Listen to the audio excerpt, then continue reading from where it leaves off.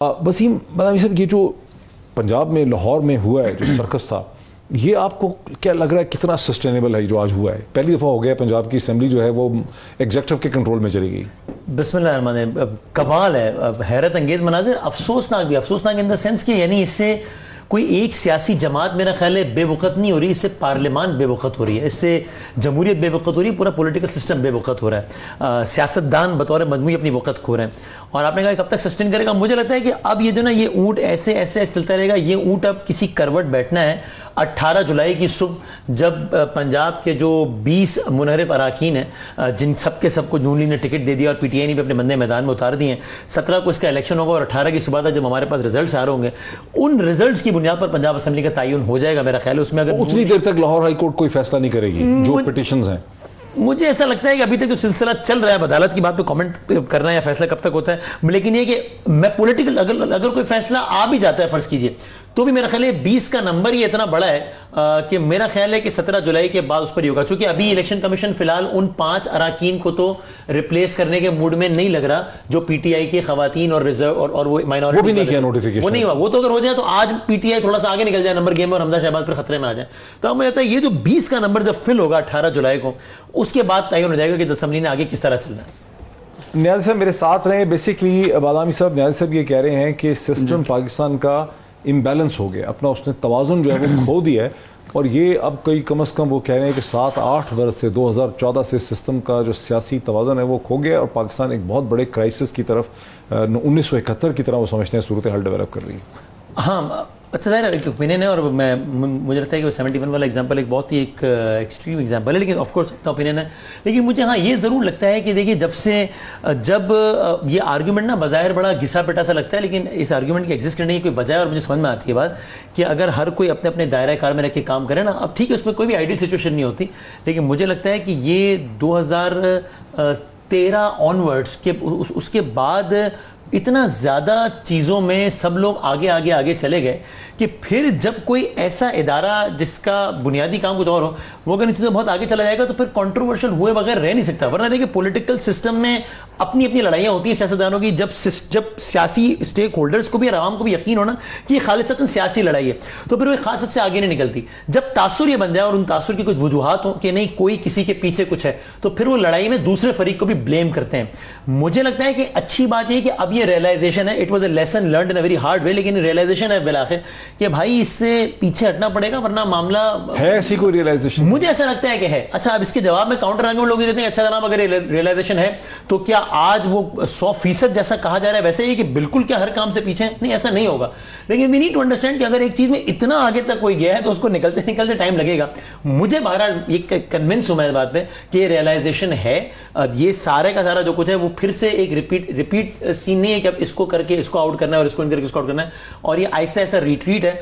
लेकिन ये फौरन से नहीं होगा, और ये तासुर भी जो सालों से बना हुआ है because of some genuine reason, ये तासुर भी फौरन खत्म नहीं होगा। इसकी एक प्राइस पे करनी पड़ेगी, वो प्राइस पे करनी चाहिए, लेकिन इस चीज से जान छुड़ानी चाहिए, वरना we are going nowhere. Wasim Badami साहब, आज असद उमर साहब ने और डॉक्टर शीरी मजारी साहिबा ने एक प्रेस कॉन्फ्रेंस की, डीजी आईएसपीआर के लिए उन्होंने सवाल रेज कर दिए। डीजी आईएसपीआर कल किसी प्रोग्राम में चले गए, पता नहीं दोबारा उन्होंने कह दिया कि मुदाखलत हुई थी, कॉन्स्पिरेसी नहीं थी। तो उन्होंने कहा कि न्यूट्रल्स जो हमको चाहिए कि वो न्यूट्रल्स रहें, और फिर उन्होंने 4-5 सवाल उठा दिए कि हमें ये बताया जाए, कमीशन बढ़ाया जाए, प्रेसिडेंट ऑफ पाकिस्तान कमीशन बैठाएं। और वो पहले भी वो इमरान खान भी खत लिखेंगे, इससे पहले प्रेसिडेंट लिख चुके हैं खत चीफ जस्टिस को कि जुडिशल कमीशन बढ़ाया जाए। और सबसे इंपॉर्टेंट सवाल है कि अमरीकियों ने साइफर में लिखा है कि इमरान खान ने रूस का दौरा खुद से किया। उनको किसने, उनके अमरीकियों के जहन में ये बात डाली है कि इसके पीछे तो एक बहुत बड़ी एक्सरसाइज थी, सारे इदारे इसमें इकट्ठे थे। अमरीकियों को इस गलतफहमी में किसने शिकार कर दिया है कि प्राइम मिनिस्टर इमरान खान ज़ाती तौर पर रशिया में इंटरेस्टेड? और इसमें मुझे याद नहीं आ रहा, आप बताएगा कि क्या अफवाज के तर्जुमान का इस हवाले से कोई स्टेटमेंट आया है कि रशिया का दौरा खान साहब की अपनी वो थी या नहीं साथी? नहीं, प्राइवेटली ऐसी बहुत सी चहमगोई हो रही थी। बहुत से लोगों को ये कहा गया, बहुत से एंकर्स ने ये बताया हमें, ख्वातीन एंकर ने खास करके, कि उनको मुख्तलिफ लोगों ने फ़ोन करके जब वो रशिया गए हुए थे तो ये कहा कि ये हमने तो मना किया था, ये मना किया गया था लेकिन चले गए। हकीकत ये है कि सब ऑन बोर्ड थे। और जब former prime minister Imran Khan साहब ने इस हवाले से एक मीटिंग की थी इस्लामाबाद में, तो उन्होंने एक से ज़्यादा दफ़ा ये कहा कि आखिरी वक्त पर भी मैंने कहा कि सिचुएशन ऐसी लग रही है, जाना चाहिए कि नहीं। मुझे यही क्लियरेंस दी गई कि जाना चाहिए, बिकॉज अगर नहीं जाएंगे तो ताल्लुकात ख़राब हो जाए। सही, ठीक। अच्छा, एक तो मुझे ये लगता है कि इसमें कोई हर्ज नहीं है, बल्कि ऐसा हो जाना चाहिए, चूंकि बहरहाल किसी की कोई भी राय हो, इमरान खान साहब ने 1 करोड़ 60 लाख कितना वोट लिया है, तो उनके वोटर्स हैं और फिर ऑफकोर्स वोटर के अलावा बहुत सारे सपोर्टर्स हैं, वो इस बात पर कामिल यकीन रखते हैं कि ये जो कुछ हो रहा है वो अमेरिका के इशारों पर हो रहा है। ज़ाहिर है खान साहब के मुखालिफ वोटर्स की तादाद भी इतनी होगी अगर आप सारे वोटों को जमा कर लें, और उनके सपोर्टर्स भी अच्छे खासे हैं, उनकी राय ये नहीं है। लेकिन एक दफ़ा जब इतना बड़ा ये मामला फैल गया है तो इसको एक ऐसा कमीशन बनाकर, जिसके बारे में बाय द वे आपसे कुछ मिनट पहले की डेवलपमेंट ये है इसी प्रोग्राम के दौरान कि DGISPR ने आज फिर एक चैनल को इंटरव्यू देते हुए कहा है कि जुडिशल कमीशन अगर कायम हो तो हमें कोई एतराज़ नहीं, हमें काबिल कबूल है। तो ये हो जाना चाहिए ताकि एक दफ़ा ये मसला हल हो। मसला आपको याद है, I am not drawing a parallel, but जिस मामले में 126 दिन का धरना था कि खान साहब कहते धांधली हुई है, मुनज़्ज़म धांधली हुई है, और बाकी लोग कहते थे कि धांधली बस वैसी वैसी पाकिस्तान में होती है, मुनज़्ज़म नहीं हुई, तो उसका बहरहाल नुक्ता तकमील एक कमीशन ही था, जिसके बाद भी खान साहब ने अपनी पोजीशन नहीं बदली, लेकिन किसी कोने तो लगाना था, एक दफा ही हो जाना चाहिए। दूसरी आखिर वैसे ये इस चीजों को ना, यानी अब ये एक चीजों को इतना ज्यादा ट्विस्ट नहीं करना चाहिए। एक न्यूट्रल के लफ्ज को आपने मजाक या गाली या ऐप बना दिया, ऐसा भी नहीं होना चाहिए। नहीं, बहुत सारे मकामात पे चीजों का न्यूट्रल लेना ही जरूरी है। आपने उसको इतना मुझे का खेस बना दिया और न्यूट्रल, तो इस तरीके। अच्छा, फिर आप कभी कहते हैं न्यूट्रल लें, फिर कभी आप कहते हैं यार तुम न्यूट्रल क्यों थे, मेरा मुल्क डूब रहा था, कभी आप कुछ कभी कुछ, तो एक तय कर लें और चीजों को इतना ओवर सिंप्लीफाई भी नहीं कर देना चाहिए, इतना नहीं करना चाहिए। आलामी साहब की तरफ आने दीजिए। बालाजी साहब, बेसिक के तौर पे अजहर सदीक साहब समझते हैं कि इन तमाम चीज़ों का हल ये है कि असेंबलियां तोड़ें, नए सिरे से लोगों का मैंडेट लें, ये इसका हल है? देखिए, मेरा ख्याल ये अचीव होता था जब खान साहब को भी ये मैसेजिंग थी कि ये हम इलेक्शन की तरफ जाएंगे, लेकिन आप भी थोड़ा सा एक कदम पीछे हटें। एक कदम पीछे क्या हटना? यानी कि जब उस वक्त खान साहब से कहा जा रहा था कि अभी आप फौरी तौर पे धरने की तारीख ना दें, अगर वो उस वक्त, और वो काफी अरेंजमेंट हो गई थी, अगर वो खान साहब ने, ये तो अफवाह भी हो सकती है, मतलब मेरा उसमें पर्सपेक्टिव ये है पीटीआई वालों का कि ये हमें कई दफा इस किस्म की बातें की गई हैं, ये एक डिसइंफॉर्मेशन है। अब मेरी अपनी मालूमात के मुताबिक ये चीजें बिल्कुल सिर्फ जा रही थी। अगर खान साहब से थोड़ा तो फिर अब क्या फर्क पड़ गया? तो ये चीजें नहीं, उसके बाद फिर ये हुआ कि जब खान साहब ने धरने की तारीख अनाउंस कर दी तो फिर सारे पॉलिटिकल और बाकी स्टेक होल्डर्स को लगा कि एक तो उनको लगा कि उनको बिट्रेयल की फीलिंग भी, और दूसरा ये भी लगा कि अब तो इसका सारे का सारा जो पॉलिटिकल जो माइलेज है वो खान साहब को मिलेगा और हमारे हिस्से में सारा खसारा आएगा। इसको कुछ इस तरीके से अरेंजमेंट कर लिया थी कि खान साहब का भी मकसद पूरा हो जाता और हमें भी इसका खसारा ना होता, तो ये वर्केबल था। वो नहीं हुआ, चलें ठीक है। अब इंतखाबात कराना तो बहरहाल गवर्नमेंट में, मेरा अपना भी ख्याल है कि इलेक्शन में जाना बेहतर है इस वक्त, लेकिन बहरहाल हुकूमत वक्त से आप इसका इख्तियार छीन नहीं सकते।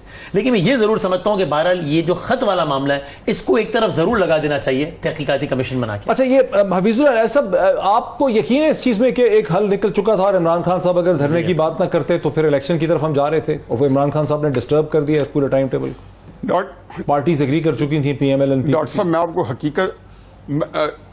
आपको हकीकत बताऊं, मैं बल्कि इखलास के साथ ये बात बता रहा हूं, ये किसी के ऊपर प्राइस स्कोरिंग नहीं थी। किसी को नहीं पता लगा इमरान खान साहब को इलेक्शन चाहिए होते तो जब चलो झूठे सच्ची से जब बिलावल ने कहा कि मैं मेरी रैली आने से पहले आप इलेक्शन करा दो, अनाउंस कर दो, वगैरह हम through vote of no confidence ले आएंगे, भाई इतने जरूरी थे तो इमरान खान करा देते। आखिरी दिन तक इमरान खान साहब को यकीन था, और ये बातें सारी आपके सामने आ रही हैं, ये साहब बैठे हैं, अतर साहब बैठे, इनके इल्म में है, उनको यकीन था कि उनको बचा लिया जाएगा। उनके साथ इसी तरह गेम खेली जा रही थी। इमरान खान सही कहते हैं कि मुझे ट्रैप में डाला जा रहा था, जब उनको कहा गया कि अब आप आके इनको लॉन्ग मार्च के ऊपर करें। फिर लॉन्ग मार्च के ऊपर देखे पहले ये कि DGISPR ने कहा कि हमारे पास वज़ीर आज़म हाउस से पैगाम आया कि अपोजिशन को कहें कि जी वो वोट ऑफ नो कॉन्फिडेंस वापस ले, हाँ कोई और सोल्यूशन लेते हैं। फिर उन्होंने इमरान खान ने कहा मैंने नहीं कहा, वो लेके आए।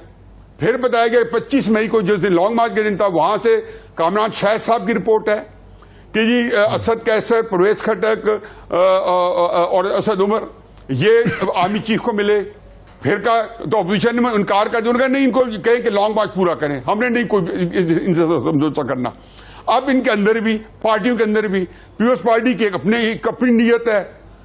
मुस्लिम लीग में शहबाज शरीफ साहब को शायद बहुत बड़ा एक क्विक कमेंट ले लो की जल्दी थी। अतर कादरी साहब, बेसिकली पाकिस्तान के ऊपर किसी का ख्याल नहीं था, सारे लोग तीनों के तीनों बदनीयत थे और नीयतों की मार पाकिस्तान, और एक सजा कि उस बदनीति की सजा पाकिस्तान को मिल रही है, उस बदनीति की सजा पाकिस्तान को मिल रही है। डॉक्टर साहब